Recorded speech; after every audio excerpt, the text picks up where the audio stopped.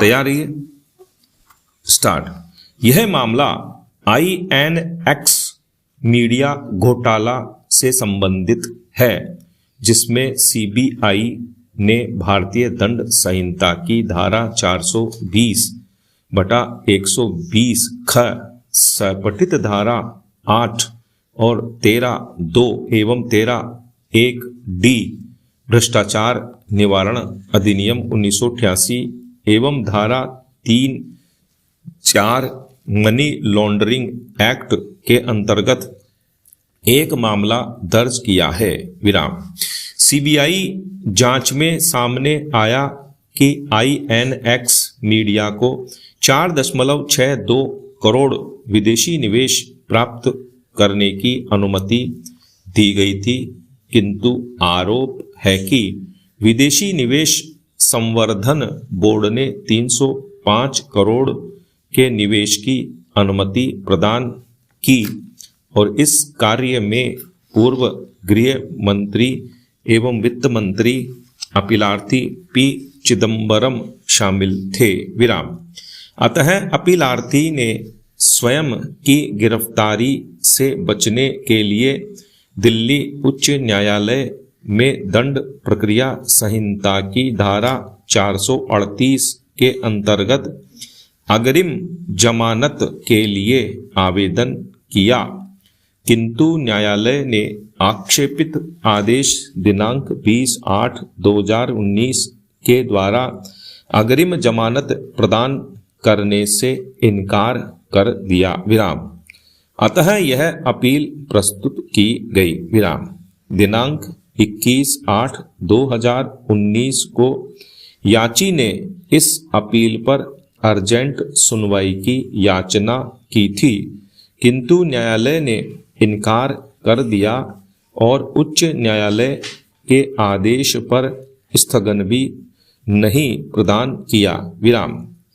अंततः 21/8/2019 की रात अपीलार्थी को CBI ने गिरफ्तार कर लिया और CBI के विशेष न्यायालय ने अपीलार्थी को 14 दिन के लिए CBI की अभिरक्षा में भेज दिया, जिसे नियत समय के बाद समय समय पर बढ़ा दिया गया और अपीलार्थी अभी भी तिहाड़ जेल में न्यायिक अभिरक्षा में है। विराम।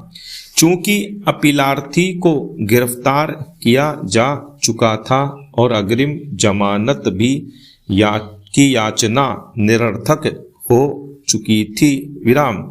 इसलिए श्री गुरुबख्श सिंह सिबिया और अन्य बनाम पंजाब राज्य 1980 के मामले में संविधान पीठ के निर्धारण के विचार में न्यायालय ने एक SLP संख्या 7525/2019 को निरर्थक के रूप में निरस्त कर दिया। इस आधार पर कि अपीलार्थी गिरफ्तार किया जा चुका है और उसे अभिरक्षा में भेजा जा चुका है। विराम। गुरुबख्श के मामले में संविधान पीठ ने अभी निर्धारित किया है कि अपीलार्थी अपनी गिरफ्तारी के बाद अग्रिम जमानत की याचना नहीं कर सकता है। विराम। किंतु मनी लॉन्ड्रिंग के मामले में न्यायालय ने याचिका और तथ्यों पर विचार किया और याची अपीलार्थी को अग्रिम जमानत देने से इनकार करते हुए निम्न निर्णय दिया। विराम। पैरा। निर्णय 1। सामान्यतया गिरफ्तारी न केवल अभियुक्त की उपस्थिति अपितु अन्य प्रयोजनों को भी सुनिश्चित करने के लिए अन्वेषण की प्रक्रिया का एक भाग है। विराम। दंड प्रक्रिया संहिता की धारा 438 के अंतर्गत अग्रिम जमानत प्रदान करने का एक असाधारण शक्ति है और इसका प्रयोग कृष्णता कभी कभी से ही किया जाना चाहिए। विराम। न्यायालय को इस संबंध में अपने विवेकाधिकार का प्रयोग अभियोग की प्रकृति और गंभीरता, न्याय से अभियुक्त के पलायन की संभावना पर मस्तिष्क का प्रयोग करने के बाद किया जाना चाहिए और अन्य कारकों पर भी विचार करना चाहिए कि क्या मामला अग्रिम जमानत प्रदान करने के लिए सही मामला है। विराम। पैरा। हम इस तथ्य से सचेत हैं कि धारा 438 को प्रस्तुत करने का विधायिका का आशय किसी व्यक्ति की व्यक्तिगत स्वतंत्रता को सुरक्षा प्रदान करने और पुलिस की अनावश्यक अभिरक्षा में होने और उत्पीड़न किए जाने से संरक्षण प्रदान करना है। विराम।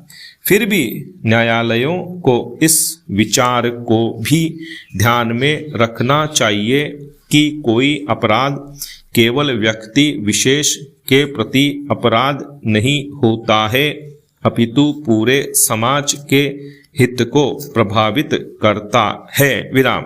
इसलिए उस समय दोनों व्यक्तिगत स्वतंत्रता और सामाजिक हित के बीच संतुलन स्थापित किए जाने की आवश्यकता होती है जब अग्रिम जमानत पर विचार किया जाए। विराम। फिर भी आर्थिक अपराध के मामलों में अभियुक्त अग्रिम जमानत के लिए हकदार नहीं होगा। विराम।